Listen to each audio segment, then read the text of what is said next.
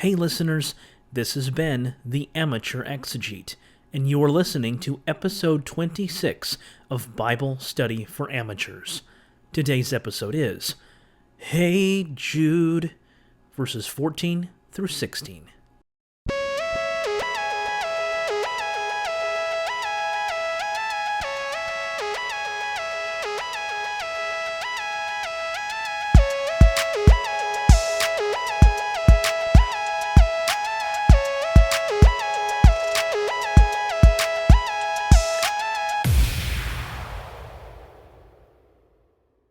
Back in episode 3, I mentioned that verse 6 of Jude's epistle contains an allusion to the story of the fallen angels of 1st Enoch.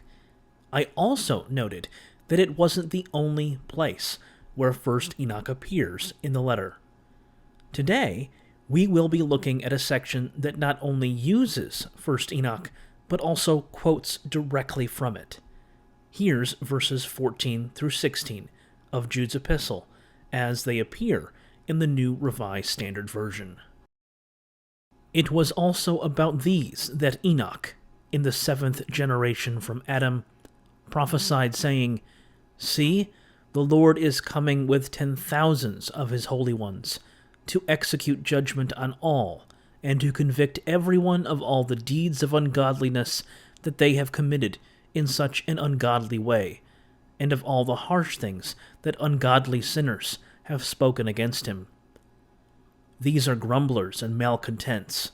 They indulge their own lusts. They are bombastic in speech, flattering people to their own advantage. Let's dig in. The character of Enoch is an interesting one. He appears in Genesis chapter 5 as the son of Jared. According to verse 21, at the ripe old age of 65, he fathers Methuselah, a character who wins the competition of who can live the longest. He reportedly died at the age of 969 years. According to verse 23, Enoch lasted a total of 365 years before something happened to him. The normal formula of the genealogy of Genesis 5 is, this guy lived this many years and fathered this other guy. He lived this many years after fathering that guy, and then he died. But Enoch's story doesn't look quite like that. The "and he died" part is missing. Replacing it are the enigmatic words of verse 24. Enoch walked with God. Then he was no more, because God took him. Wait, what? Ronald Hendel, in his notes for the HarperCollins Study Bible, writes, The end of Enoch's life is mysterious and gave rise to much speculation in the vast Enochic literature of the Second Temple period. And one of those Second Temple works was 1st Enoch.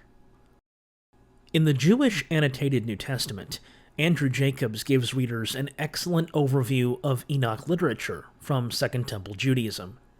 He notes that 1st Enoch records an elaborate angelology, as well as apocalyptic expectations. He also states that it circulated widely among Jewish communities in the late Second Temple period, as well as afterward.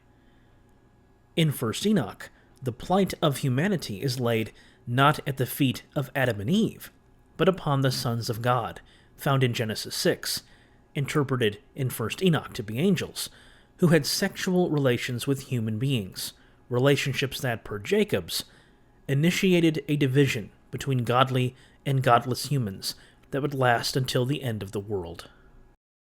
In verses 14 and 15 of our text, Jude applies the words of 1st Enoch chapter 1 verse 9 to the intruders he has been rhetorically battling throughout the epistle.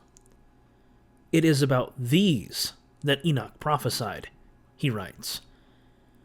Jude believes judgment is coming for these intruders, and it will happen at the parousia, the return of the Lord Jesus Christ. And that event is right around the corner, as the end of the epistle, verses 24 and 25, suggests. They are on the cusp of judgment, and it is with urgency that the discussion in verses 17 through 23 is advanced. This judgment takes on the scene of a one-sided battle. The Lord, that is, for Jude, Jesus, brings with him 10,000s of his holy ones. This is probably a reference to an angelic host, setting up a contrast between the angels of verse 6, who did not keep their own position but left their proper dwelling to sin, and angels who leave their proper dwelling, heaven, to accompany their master faithfully. It is also interesting that these intruders, who apparently have a desire to copulate with angelic beings, as we mentioned in episode 24, won't get that chance, since these angels arrive to execute judgment on all. The irony is palpable. That's all the time we've got this week. See you next time, and remember, in the words of Richard Elliott Friedman, one does not need to deny what is troubling about the Bible in order to pay respect to what is heartening. Thanks for listening.